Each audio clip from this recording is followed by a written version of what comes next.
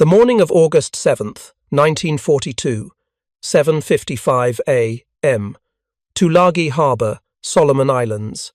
Through the periscope of submarine I-122, Commander Sadatoshi Norita watched something that defied his understanding of modern warfare. American landing craft were depositing men and equipment on Guadalcanal's beaches across the Sound. Within hours, not days or weeks, but hours, he observed heavy machinery already at work on the partially completed Japanese airfield at Lunga Point. If you're enjoying this deep dive into the story, hit the subscribe button and let us know in the comments from where in the world you are watching from today. What Norita was witnessing through his periscope lens would fundamentally alter Japanese naval strategy in the Pacific. The American forces weren't simply capturing an airfield, they were demonstrating a construction capability that Japanese military doctrine had calculated was impossible. Within 48 hours, that airfield would be operational under American control. Within 6 days, it would host squadrons of fighters and bombers that would strangle Japanese supply lines and doom their garrison to starvation and defeat. The Japanese had spent over a month with 2,774 workers, constructing what American forces would repair, expand, and operationalize in less than a week. Commander Norita's patrol report, preserved in translated archives, noted with professional bewilderment the speed of American base establishment. What he couldn't know was that this wasn't an isolated incident or a lucky circumstance. It was the opening demonstration of an American military capability that would systematically dismantle Japanese strategic planning across the entire Pacific theater. The men Norita watched through his periscope weren't ordinary combat engineers. They were members of the United States Naval Construction Battalions, the Seabees, and they represented something unprecedented in military history. Combat troops who were also master builders, engineers who could operate bulldozers under fire with the same proficiency they handled rifles. An organization that married civilian construction expertise with military discipline to create a force capable of projecting American industrial power directly onto enemy-held territory.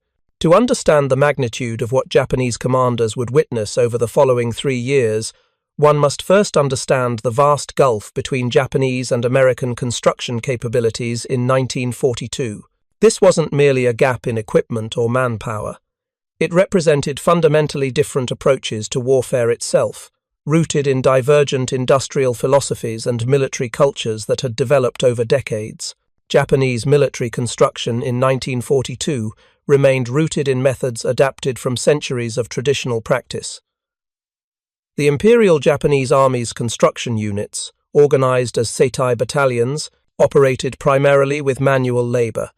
A typical Setai unit consisted of approximately 1,000 men equipped with basic hand tools. The inventory of the 17th Setai captured in the Solomon Islands reveals their capabilities. 900 shovels, 90 hoes, limited rollers, 5 trucks, and 1 steamroller. This represented the standard equipment allocation for a Japanese military construction unit responsible for building airfields, fortifications, and supply facilities. The philosophy behind this approach was partly practical and partly cultural. Japan's limited industrial capacity meant construction equipment was scarce and had to be prioritized for homeland projects. But deeper than material constraints lay cultural assumptions about labor and warfare. Japanese military doctrine, infused with Bushido principles, viewed physical labor as character-building and spiritually meaningful. The endurance required for manual construction was seen as training for the endurance it required in combat. American construction, by contrast, had undergone complete industrialization during the 1930s. The massive public works projects of the Depression era, the construction of Hoover Dam, the expansion of highway systems, the building of military bases across the continental United States, had created a generation of construction workers experienced in mechanized, large-scale projects. These were men who thought in terms of cubic yards moved per hour, who understood equipment maintenance schedules, who could read engineering drawings and implement them with industrial precision. When the Navy began forming construction battalions in December 1941, immediately after Pearl Harbor, it drew directly from this pool of civilian expertise. The average Seabee enlistee was 37 years old, far older than typical military recruits. Many had decades of construction experience.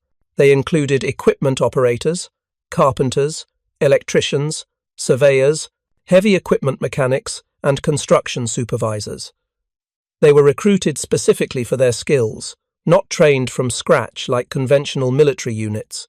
The organizational structure reflected this civilian expertise. Each Naval Construction Battalion consisted of approximately 1,100 men organized into 4 companies. But unlike conventional military units where command flowed strictly through military hierarchy, construction battalions incorporated civilian construction management practices. Experienced construction foremen became military officers. Work was organized by project requirements rather than purely military protocols. Equipment maintenance followed industrial standards rather than being adapted to military conventions.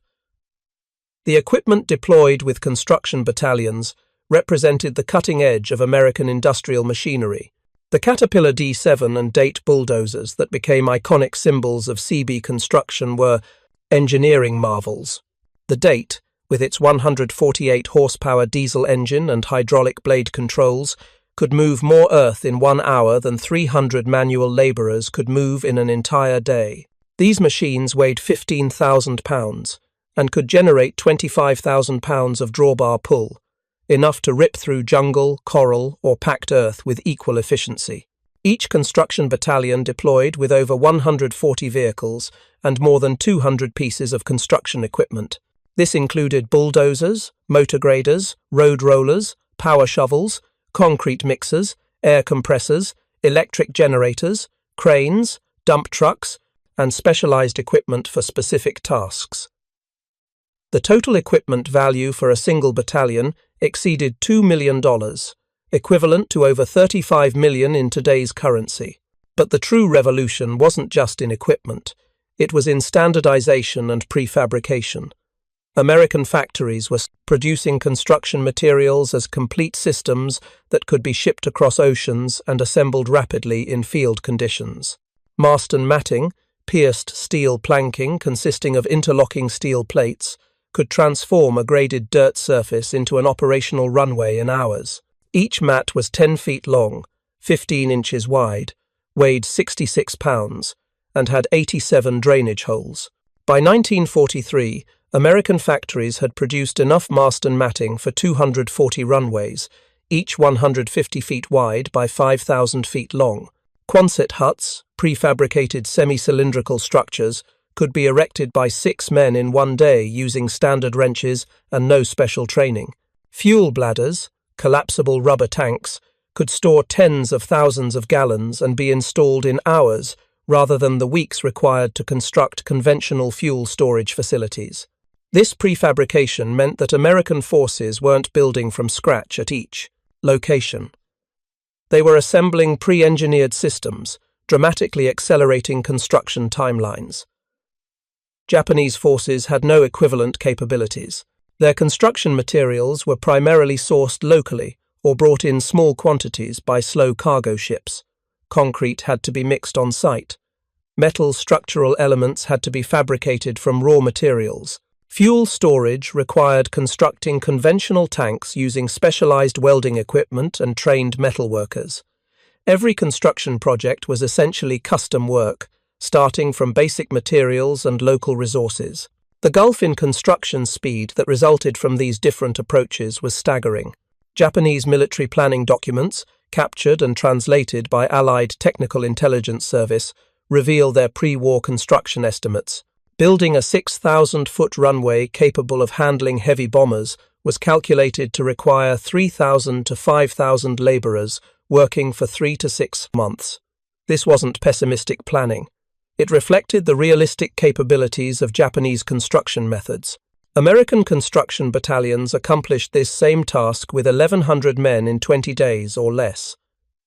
This 5 to 6-fold efficiency advantage wasn't the result of working harder. It was the product of mechanization, prefabrication, industrial organization, and the marriage of civilian construction expertise with military logistics. The strategic implications of this construction disparity would become apparent within days of the Guadalcanal landing. But to Japanese planners in early August 1942, the full magnitude of American construction capabilities remained unimaginable. Their pre-war intelligence estimates had catastrophically underestimated American industrial capacity across multiple dimensions. Japanese intelligence had calculated American merchant shipping construction at 5 million tons for 1943. The actual production would be 19.2 million tons, nearly 400% higher than estimated. They had estimated the U.S. Navy would have 13,000 officers and 296,000 enlisted men by December 1943. The actual strength would be 219,000 officers, 120,000 officer candidates, and over 2 million enlisted men, more than 7 times their estimate. But nowhere was this intelligence failure more consequential than in construction capabilities. Japanese planners simply had no framework for understanding mechanized construction at American industrial scales. Their own construction experiences, their cultural assumptions about labor, and their limited industrial capacity all conspired to make American construction capabilities literally inconceivable. This intelligence blind spot would prove more devastating than tactical failures or strategic mistakes. Japanese forces could adapt to American combat tactics. They could develop new weapons to counter American technology, but they couldn't replicate or counter American construction capabilities. They lacked the industrial base, the equipment, the organizational expertise, and fundamentally, the conceptual framework to comprehend what American forces were doing. The construction of the airfield at Lunga Point that Commander Norita observed through his submarine periscope represented months of Japanese labor. 1,379 Japanese workers and 1,145 Korean laborers, working under supervision of the 4th Fleet's construction unit, had begun work in June 1942. They were using the standard Japanese method, hand tools, manual labor, and local materials to construct a runway approximately 3,600 feet long. The work was slow and physically exhausting. Coral had to be excavated using picks and shovels. Material had to be moved in wheelbarrows or carried in baskets. The runway surface was being constructed of packed coral, requiring constant watering and rolling to achieve adequate density. Japanese engineers estimated completion would require at least another month of intensive labor. When American Marines landed on August 7th, they captured this partially complete airfield with minimal resistance. The Japanese garrison, focused on Tulagi across the Sound, had left the airfield lightly defended. Within hours, the 6th Naval Construction Battalion, the first Seabees to see combat, began assessing the captured facility and planning immediate improvements. What happened next would establish a pattern that would repeat across the Pacific for the next 3 years. The Seabees didn't simply occupy and defend the airfield. They transformed it. D7 and 8 bulldozers, unloaded directly from landing craft onto the beach, rumbled up to the airfield site. Within the first day, they had graded and extended the runway beyond what the Japanese had accomplished in weeks. Mast and matting, brought in by transport ships, began covering sections of the runway to provide an all-weather surface that wouldn't turn to mud under tropical rains. By August 12th, just 5 days after the landing, the first American aircraft touched down on what was now designated Henderson Field, named for Major Lofton Henderson, a Marine pilot killed at the Battle of Midway. The operational timeline was extraordinary. August 7th, airfield captured. August 8th, initial runway grading completed. August 9th, mast and matting installation begun. August 11th, runway length extended to 5,000 feet. August 12th, first aircraft landed. Japanese forces monitoring the situation from their base at Rabaul, 250 miles to the northwest, struggled to comprehend what had occurred. Their own construction timeline, based on manual labor capabilities, suggested the Americans would need weeks or months to make the airfield operational. Instead, it had happened in days. This wasn't simply faster work. It was a different magnitude of construction capability entirely. The immediate Japanese response revealed their failure to grasp what had occurred. Admiral Gunichi Mikawa, commanding the 8th Fleet at Rabaul, ordered immediate counterattacks to destroy the airfield before it could become operational. The assumption underlying these orders was that the airfield was still vulnerable, still incomplete, still in the construction phase. Japanese planners couldn't conceive that it was already functional and growing more capable by the day. The Battle of Savo Island on the night of August 8th to 9th represented the most successful Japanese tactical response. Admiral Mikawa's cruiser force surprised and devastated an American cruiser squadron, sinking 4 heavy cruisers in one of the U.S. Navy's worst defeats.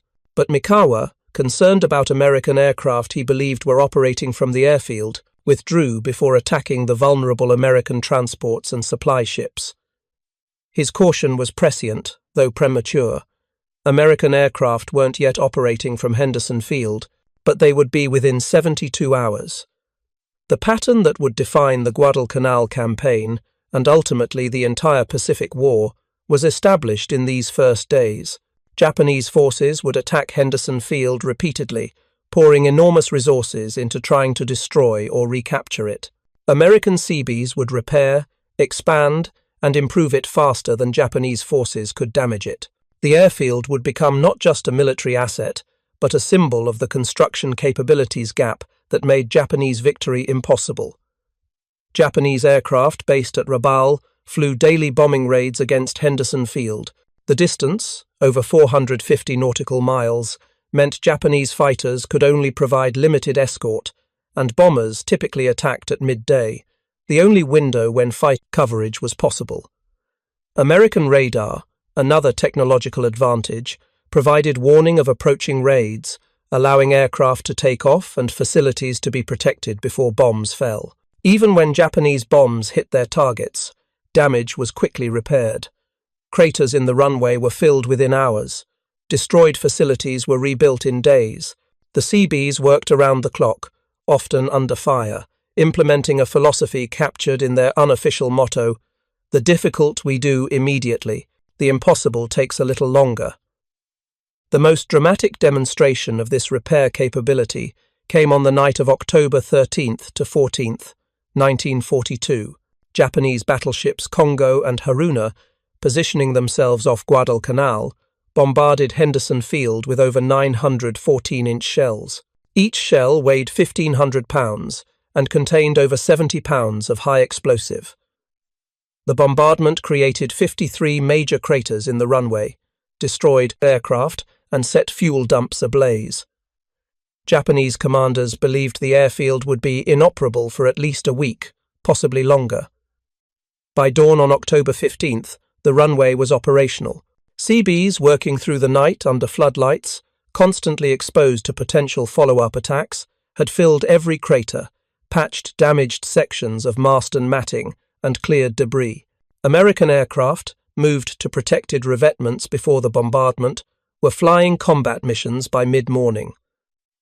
The operational timeline shocked Japanese observers monitoring the situation. Less than 12 hours from devastating bombardment to resumed operations defied their understanding of construction and repair timelines. If you find this story engaging, please take a moment to subscribe and enable notifications. It helps us continue producing in-depth content like this. This single incident encapsulates the strategic impact of American construction capabilities. Japanese forces had expended 2 of their precious battleships, consumed hundreds of irreplaceable large-caliber shells, exposed these valuable vessels to potential American counterattack, and achieved essentially nothing of lasting value.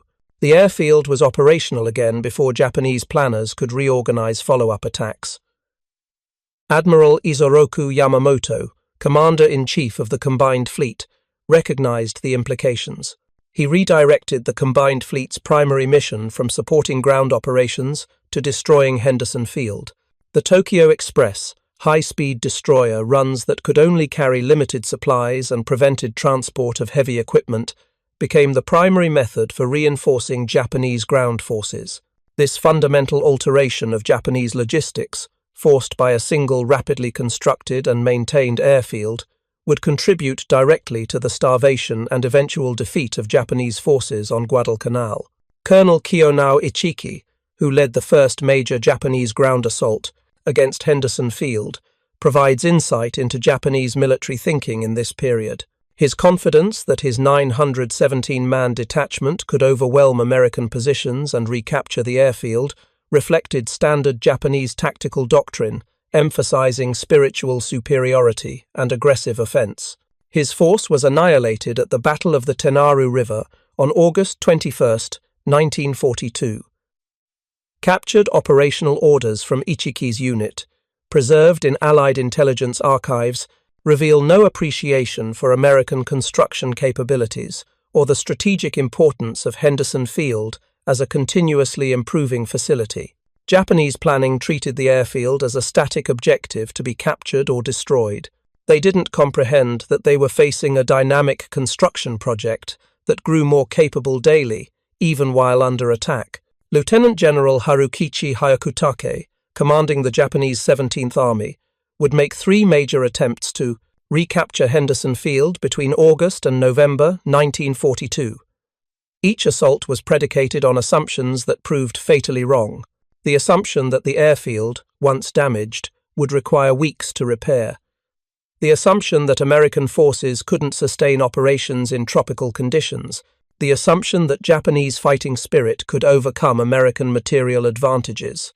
All 3 assumptions would be systematically disproven by Seabee construction capabilities and American logistics.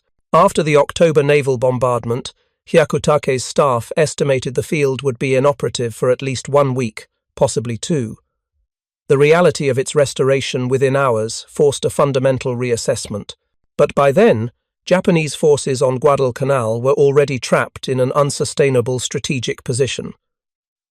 The construction timeline for American facilities on Guadalcanal provides concrete evidence of the capabilities gap. Henderson Field, made operational in 5 days, expanded to host multiple squadrons within 2 weeks, became a major airbase complex within 2 months. Fighter Strip 1, later named Fighter 2, constructed entirely by Seabees from cleared jungle, operational in 32 days.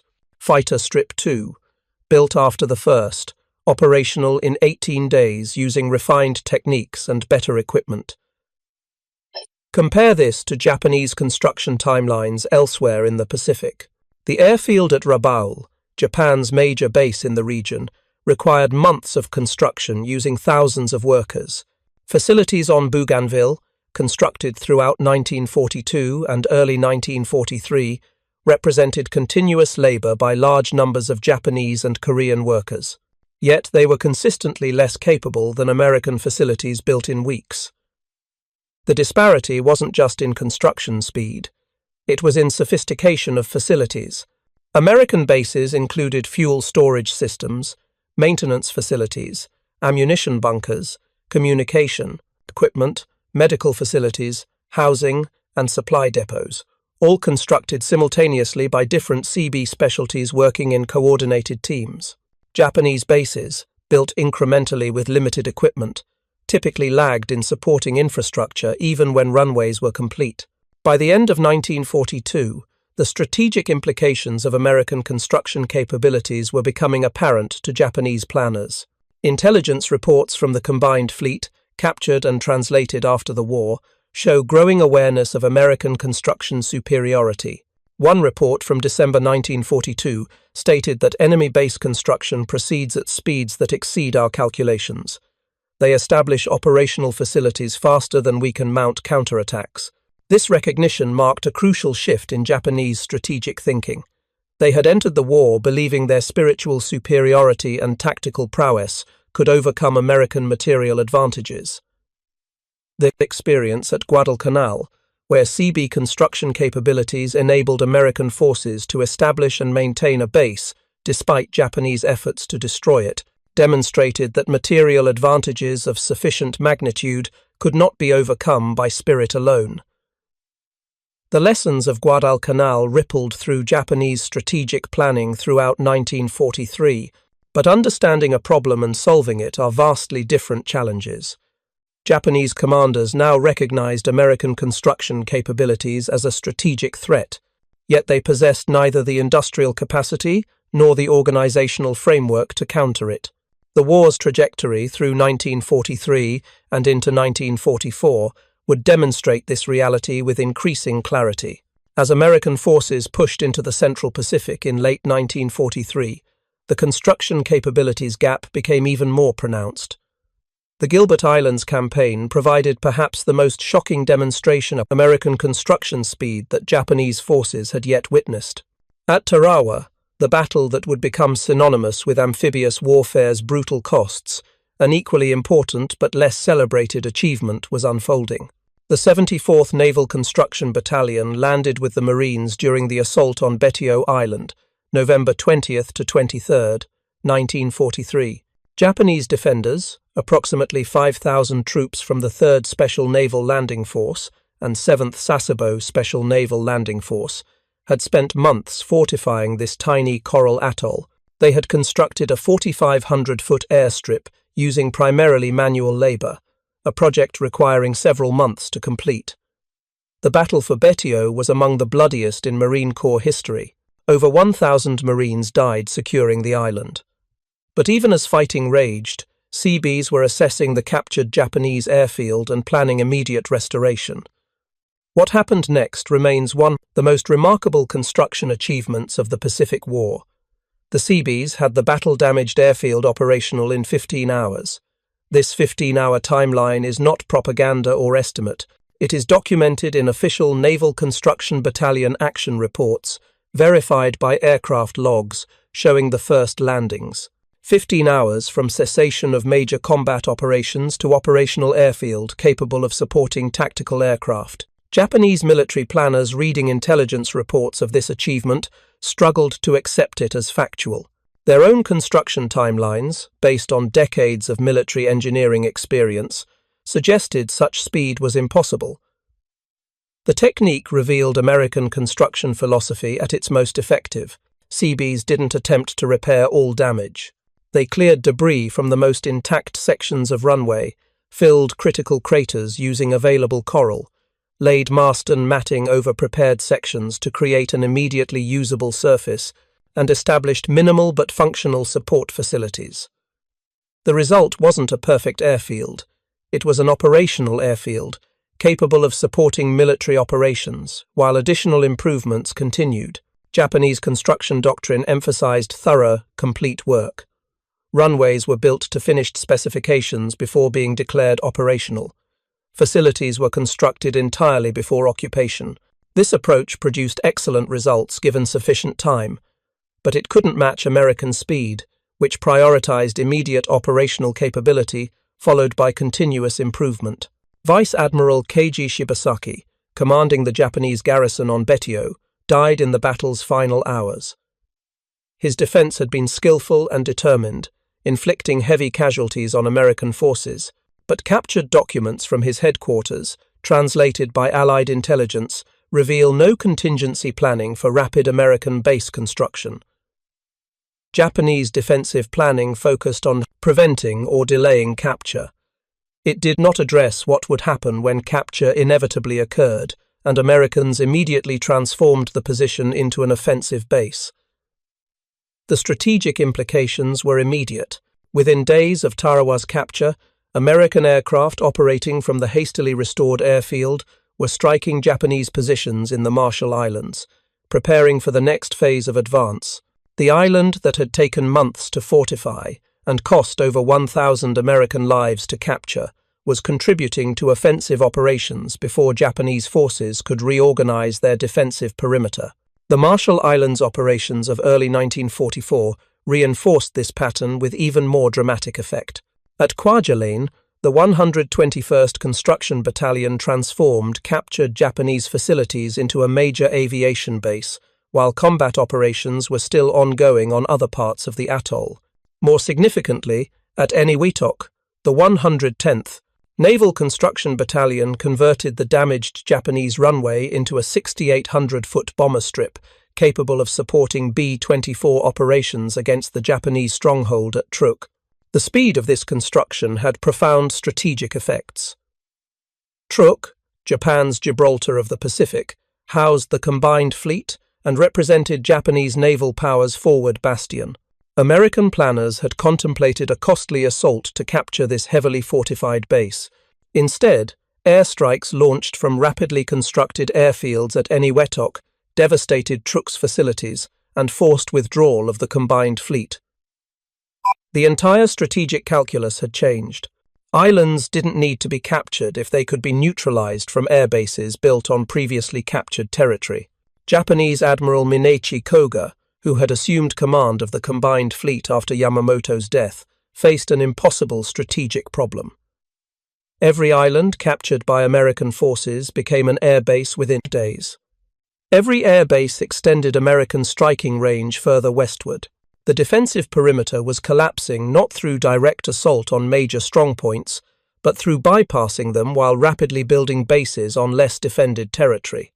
Koga's response, documented in combined fleet operational orders from early 1944, reveals his understanding of the construction threat. He ordered Japanese garrisons on bypassed islands to conduct raids against nearby American bases, specifically targeting construction equipment and facilities. These orders acknowledged that American construction capabilities, not just combat power, represented a strategic threat requiring active countermeasures. The effectiveness of these raids was minimal. American bases, once established, were defended by substantial forces and protected by radar and air patrols. Japanese raiding parties, lacking heavy weapons and often operating from islands that were themselves under blockade, achieved little beyond minor harassment. The construction continued unabated. By mid-1944, Japanese intelligence had compiled extensive reports on American construction capabilities. These reports, captured after the war and translated, reveal sophisticated understanding of American methods. They described bulldozers and earth-moving equipment in detail. They documented mast and matting and prefabricated structures. They estimated construction timelines with reasonable accuracy. Japanese planners knew what they were facing, but knowledge without capability to counter is strategically worthless. Japan's industrial capacity was already stretched beyond sustainability. Steel production was declining due to raw material shortages. Fuel scarcity limited transportation and industrial operations. The idea of producing thousands of bulldozers and earth-moving equipment while also building aircraft, ships, and weapons was fantasy. Japanese forces would fight the remainder of the war. Knowing their enemies possessed construction capabilities they could neither match nor effectively counter. The Marianas Campaign of summer 1944 brought the construction capabilities disparity into sharp strategic focus. These islands would provide bases for B-29 bombers to strike the Japanese homeland. For Japanese defenders, preventing American base construction was literally a matter of national survival. Lieutenant General Yoshitsugu Saito, commanding the Japanese 43rd Division on Saipan, understood what was at stake. His defensive planning, preserved in captured documents, emphasized prolonging the battle as long as possible to delay inevitable American base construction. Saito recognized he couldn't prevent capture. He hoped to make it so costly and time-consuming that American advance would slow, buying time for homeland defenses. Saipan's Aslito airfield fell to American forces on June 18, 1944, just 3 days after the invasion began. Within 4 days, Seabees of the 3rd Battalion, 20th Marines, along with the 121st and 18th Construction Battalions, had the field operational for P-47 fighters. The speed shocked even American planners who had allocated 2 weeks for restoration in their operational timelines. If you're enjoying this deep dive into the story, hit the subscribe button and let us know in the comments from where in the world you are watching from today. But this was just the beginning. By July, while fighting still raged in Saipan's northern mountains, the airfield was being expanded to handle B-29 Superfortress bombers. The scale of this construction was unprecedented. B-29s required runways of at least 8,000 feet, far longer than typical tactical airfields. The existing Japanese runway had to be completely rebuilt and massively extended. Seabees accomplished this while combat operations continued nearby. The sound of construction equipment mixed with gunfire, Bulldozers graded earth within artillery range of Japanese positions, yet the work proceeded on schedule. The first B-29, Joltin Josie of the 73rd Bombardment Wing, arrived at Saipan on October 12, 1944. General Saito did not survive to witness this. He committed suicide on July 7th as American forces closed in. His final orders, preserved in translation, reveal his understanding of construction's strategic importance. The barbaric attack of the enemy is being continued. The airfields being constructed will place our homeland within reach of their bombers. I will defend the sovereign's domain unto death. Saito grasped that Saipan's rapid transformation into a bomber base meant Tokyo would soon experience what Japanese forces had inflicted on Chinese cities. The war was coming home, enabled by construction capabilities that Japanese forces could not prevent. The psychological impact on Japanese forces of witnessing American construction at Saipan cannot be precisely documented. Most defenders died in the battle or subsequent mass suicides, but the few survivors who were captured and interrogated expressed consistent themes: amazement at American equipment, disbelief at construction speed, recognition that Japan could not compete with such industrial power. One captured Japanese engineer, whose name is not recorded in available interrogation transcripts, reportedly stated, "We worked for months to build what they rebuild in days. How can we fight such power?" This wasn't defeatism speaking. It was professional assessment from someone who understood construction and recognized the magnitude of disparity. If Saipan shocked Japanese commanders, what happened on neighboring Tinian defied all comprehension. The construction project undertaken there remains one of the largest and fastest military engineering feats in human history. Between July 1944 and May 1945, the 6th Naval Construction Brigade, comprising 15,000 Seabees, transformed Tinian into the world's largest bomber base complex. The statistics, verified through Naval Construction Battalion records, remain staggering. 6 runways of 8,500 feet were carved from jungle and coral. Northfield contained 4 parallel runways, each capable of launching B-29s for the 3,000-mile round trip to Japan. Westfield added 2 more runways. The amount of coral hauled, blasted, and packed down was equivalent to filling Hoover Dam 3 times over. Japanese forces on Tinian, commanded by Colonel Kiyoshi Ogata, numbered approximately 9,000 troops. While most died in the island's defense, the speed of American construction was evident even during the battle. Seabees landed with assault waves on July 24, 1944. By August 1st, while Japanese forces still held the island's southern portion, American engineers were already repairing and extending the former Japanese fighter strip at Northfield. The Japanese had built their original Tinian airfields over many months, using forced labor from Chamorros and Koreans. A captured Japanese engineering report from Tinian, translated by Allied Technical Intelligence Service, described their construction methods in detail: manual crushing of coral using hammers and hand tools, hand mixing of concrete in small batches, picks and shovels as primary excavation tools. The report estimated that extending a runway by 1,000 feet would require 1,000 laborers working for 2 months. American Seabees extended Tinian's runways by 4,000 feet in less than 30 days. The mathematical disparity was crushing. Japanese methods produced approximately 500 feet of runway per 1,000 man-months of labor.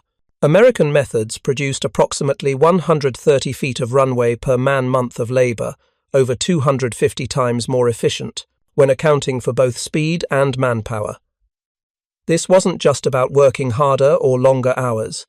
It represented completely different construction paradigms. Japanese construction remained essentially pre-industrial, adapted from centuries of manual construction traditions. American construction was fully industrialized, implementing mass production principles and mechanization at unprecedented scales. The transformation of Tinian had implications beyond statistics. By early 1945, Tinian's 6 runways were launching more than 100 B-29 sorties per day against Japan. The island that had taken months to fortify and cost American forces nearly 400 killed to capture was now the platform for devastating strategic bombardment that would destroy Japanese cities and industrial capacity. Japanese military observers monitoring the situation from remaining Pacific strongholds could track American construction through aerial reconnaissance when possible. Photographs from Japanese aircraft, few of which survive, showed the unmistakable expansion of American bases across the Pacific. Each reconnaissance mission revealed more airfields, more facilities, more evidence of construction capabilities that Japanese forces could not match. Vice Admiral Shigeru Fukudome, Chief of Staff of the Combined Fleet and later Commander of the Second Air Fleet, admitted in post-war interrogations that Japanese naval planning had never contemplated the speed of American base construction. We calculated that capturing an island would provide a defensive position that could be held for months while reinforcements arrived. The Americans transformed captured islands into offensive bases within days or weeks. Our entire strategic concept was invalidated. This admission reveals the depth of Japanese strategic failure. Their pre-war planning, their operational doctrine, their defensive strategies, all assumed construction timelines based on their own capabilities.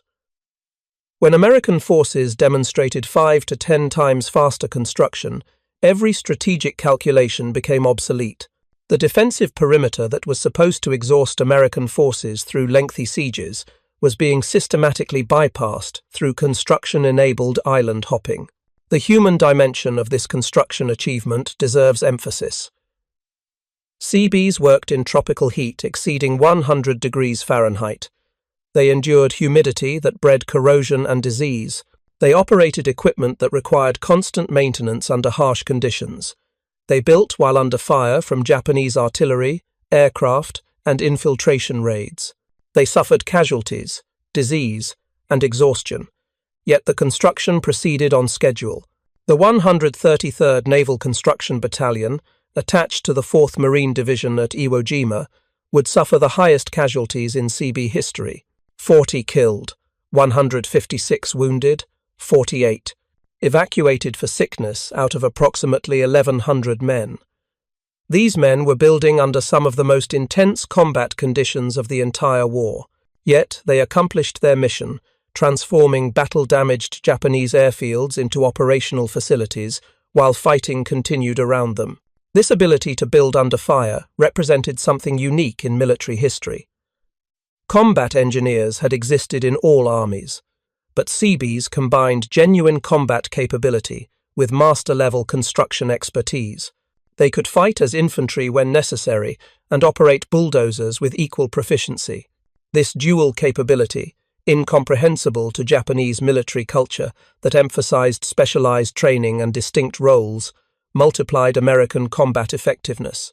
Lieutenant General Tadamichi Kuribayashi, commanding Japanese forces at Iwo Jima, was perhaps the Japanese officer best positioned to understand American industrial capabilities.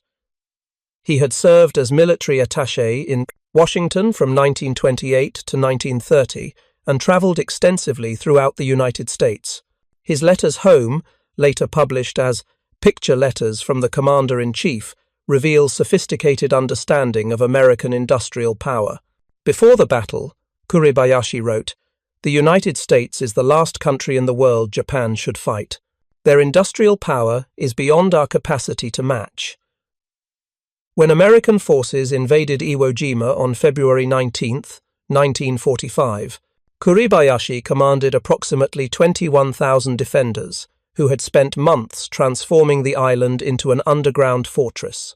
Japanese construction troops had built 11 miles of tunnels, underground command posts, and concealed artillery positions.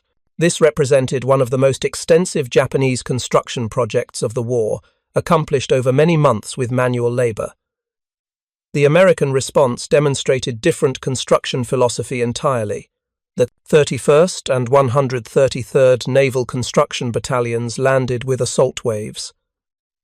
Within days of landing, damaged Japanese airfields were being repaired.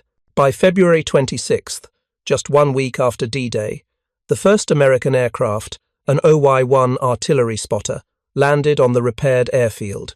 By March 4th, while battle still raged, the first B-29 made an emergency landing. Dynamite of the 9th Bombardment Group had been damaged over Tokyo and couldn't reach the Marianas. The rapidly repaired Iwo Jima airfield saved the aircraft and crew. This incident encapsulates the strategic value of rapid construction. The airfield built under fire was already saving American lives and contributing to offensive operations while fighting continued on the island. Kuribayashi did not survive to record his thoughts on American construction capabilities. He died in the final Japanese assault on March 26, 1945. But his pre-invasion assessment, preserved in Japanese military archives, acknowledged American material superiority. The enemy's offensive power and equipment are superior, and it is difficult for us to match them. What he couldn't have anticipated was construction speed under fire that defied all conventional military engineering timelines. One documented incident from Iwo Jima illustrates the construction capability gap with stark clarity. Japanese forces on Mount Suribachi had spent 2 years attempting to build a road to the summit for supply and observation purposes. The steep volcanic terrain, unstable ash, and limited equipment made this an extremely difficult project that remained incomplete when American forces invaded.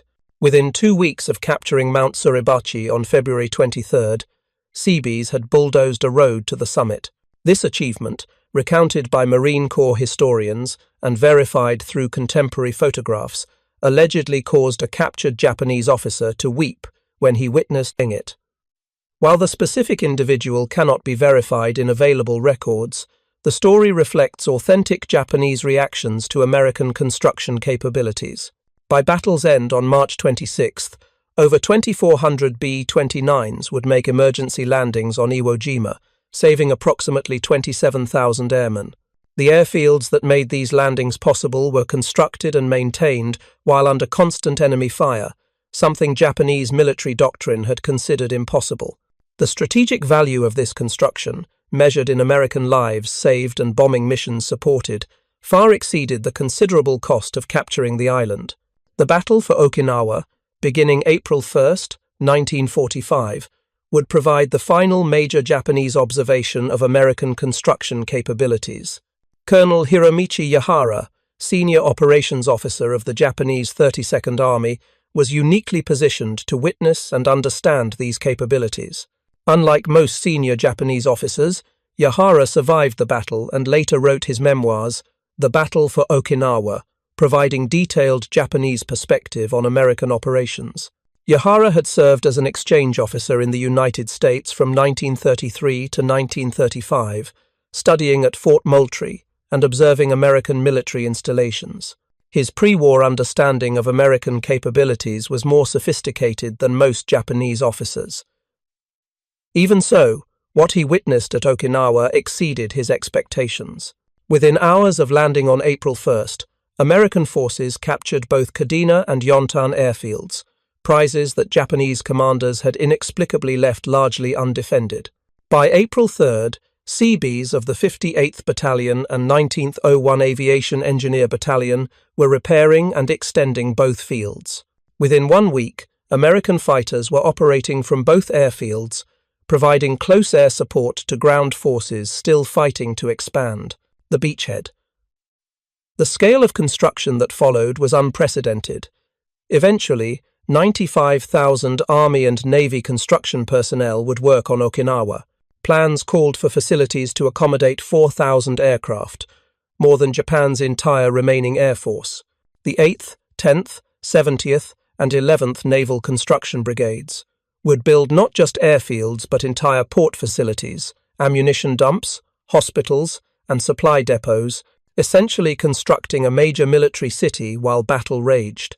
Yahara's memoir describes his growing awareness of American construction superiority, though he focuses more on tactical and strategic matters than engineering details. He notes that American forces could establish operational bases faster than Japanese forces could mount counterattacks. His account of the April 19th Japanese counteroffensive reveals the futility of attacking American positions that were being continuously reinforced and supplied through rapidly constructed facilities. We observed their construction proceeding with mechanical precision, Yahara wrote. Their engineers worked sometimes more than half a mile in front of the fighting, marking future construction sites while under our fire. We could not comprehend how they accepted such risks for what seemed purely logistical purposes. This observation reveals Japanese incomprehension of American construction philosophy. To Japanese thinking, construction was a rear echelon activity to be conducted after combat-secured territory. Americans built during combat, accepting casualties among construction troops to accelerate base establishment. Yahara witnessed Seabee surveying teams operating in no man's land, marking grades and drainage patterns for future construction, while Japanese snipers and artillery threatened them. This behavior seemed irrational from Japanese perspective. Why risk combat troops for surveying work that could wait until fighting ended? The answer lay in American understanding that construction speed was combat power. Every day gained in base construction meant earlier air support, better logistics, and faster operational tempo. The strategic assessment Yahara wrote after the war acknowledged that American construction capabilities had made Japanese defensive strategy untenable. The enemy's material superiority, particularly in engineering and construction, meant that any position we evacuated would quickly become a base for further enemy advances. We could not hold territory, and we could not prevent them from using captured territory immediately. This made prolonged defense impossible. This recognition came too late to affect Japanese strategy, but it demonstrates that at least some Japanese officers understood the implications. The war had become unwinnable, not because Japanese forces lacked courage or tactical skill, but because American industrial and construction capabilities created insurmountable strategic advantages. By late 1944, senior Japanese military leaders had begun to fully grasp the strategic implications of American construction capabilities, though this recognition came too late to alter the war's trajectory. The fall of the Tojo government after the loss of Saipan reflected political acknowledgement that American B-29 bases would soon make Japan itself vulnerable to sustained strategic bombardment. Intelligence reports compiled by Japanese military intelligence, captured after the war and translated, reveal sophisticated understanding of American construction methods by this late date. These reports described equipment specifications, construction techniques, and timeline estimates with reasonable accuracy. Japanese planners knew what they faced. They simply lacked capability to counter it. The kamikaze program itself can be partially understood as a response to American construction capabilities. Traditional naval aviation required elaborate bases, maintenance, facilities, and trained ground crews. As American construction battalions systematically built bases moving toward Japan while Japanese facilities were destroyed through bombing, the material basis for conventional air operations eroded. Kamikaze attacks, requiring only one-way fuel and minimal maintenance, represented an attempt to continue air operations despite loss of base infrastructure. This strategic adaptation, born of desperation, acknowledged implicitly that Japan could no longer sustain conventional military operations against an enemy who could project construction capabilities across the Pacific. The war had moved beyond contests of tactics or courage into realm of industrial systems, and in that contest, Japan had no answer to American construction power. Thank you for watching. For more detailed historical breakdowns, check out the other videos on your screen now, and don't forget to subscribe.